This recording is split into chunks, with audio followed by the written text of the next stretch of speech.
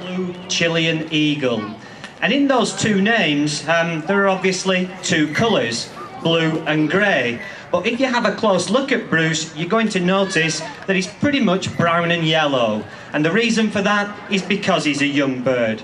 What's going to happen for each and every year of his life, he'll molt his feathers. Takes a few months of each year. And by the time he gets to be about 4 years old, he'll then be considered to be an adult and will have molted out to have a slate blue-grey back. He's constantly on the lookout for the kind of things that he wants to catch for himself. And this is a powerful bird. He's much, much larger than our native common buzzard. I know lots of you will be familiar with common buzzards. He's, like I say, an awful lot larger, with enormous feet, which means he's easily capable of catching rabbit and hare all about the dinner. And so... And so when I'm actually working with him like this, what I'm trying to do is I'm trying to get him close to you all, and that's the reason that I've got some posts around the edge of the arena.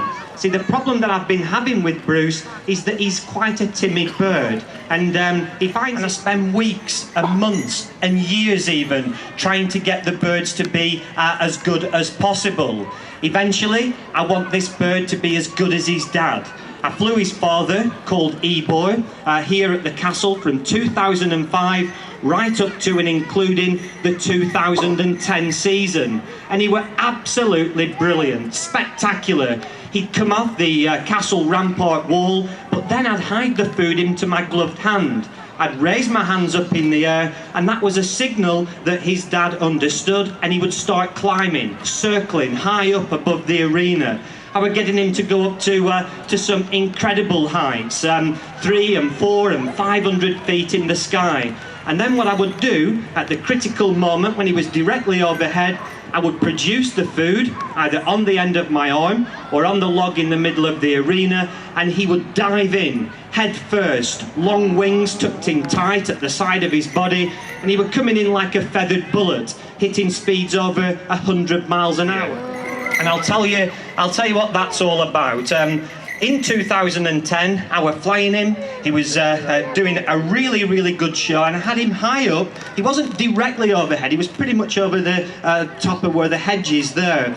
And just as I produced the food, a duck got up from behind this set of benches here and was making off for the River Avon. Just 3 weeks, he caught 20-odd different things.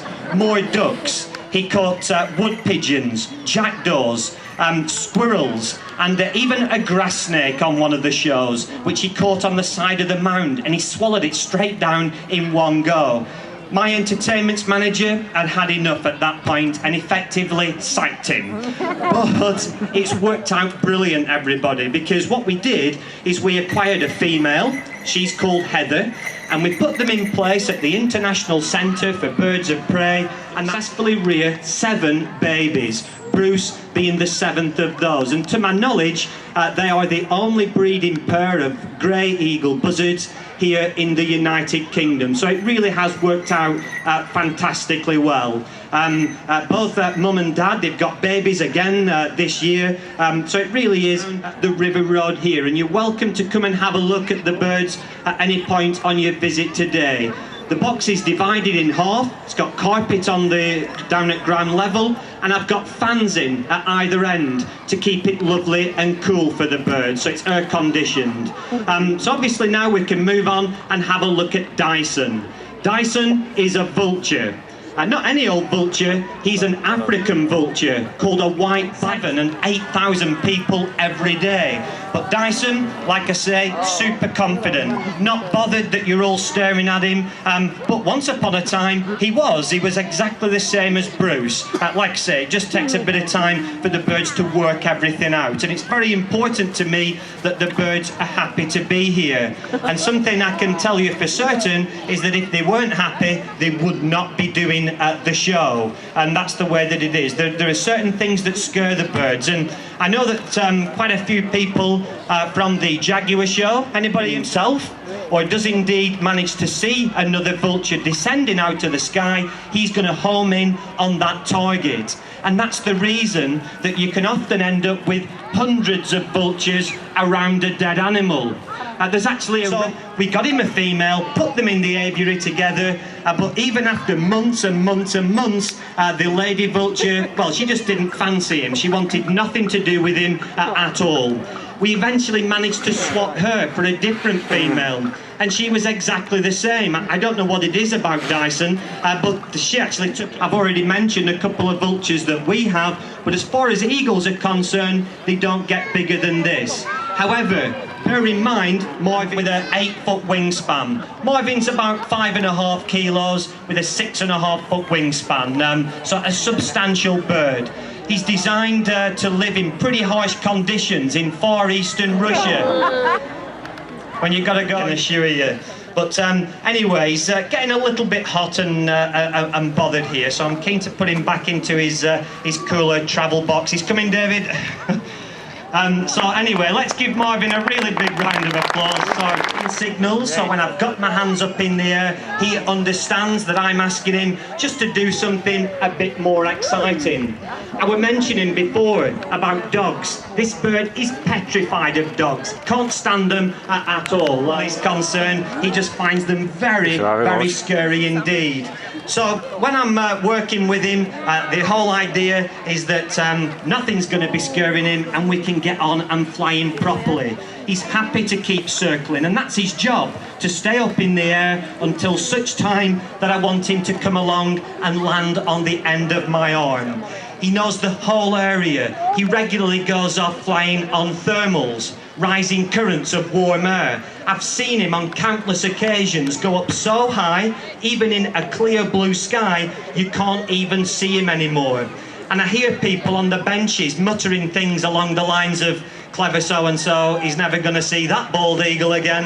But I never ever worry about the thermals. Once he's cooled himself down, he's going to teach him how to go about his routine. So he learns how to take the fish. And the way that it works is that he has 4 toes on each foot. 3 of them are pointing forwards. 1 of them points backwards, and just look at the size of his talons that you'll be able to see there. And so once he spots a fish with that brilliant eyesight, he takes off normally it's a tree branch position, ends up flying incredibly low over the surface of the water as he approaches it. Both feet come out, grasping hold. Obviously I'm bringing him to the castle. He just goes about his routine pretty much all the time.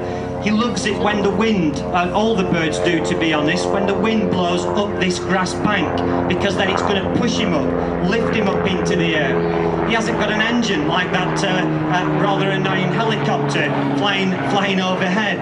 He's got to use raw power. So his weight is 8.5 pounds, about 4 kilograms, and that really is a lot of weight to be having to drag through the sky. And that's the reason that he can find it hard work when there's hardly any breeze blowing. I'm going to let him go around. He's getting pretty tired now, and he's going to be struggling. It could be very low as he comes in, and I'm going to be nice to you, Archie, and I'm going to just give you all of the rest of your food. So that is just about as much time as we've got for you. Thanks very much indeed to each and every one of you for coming along and watching. Yeah, big round of applause for Archie. And have a great afternoon, everybody. Thank you.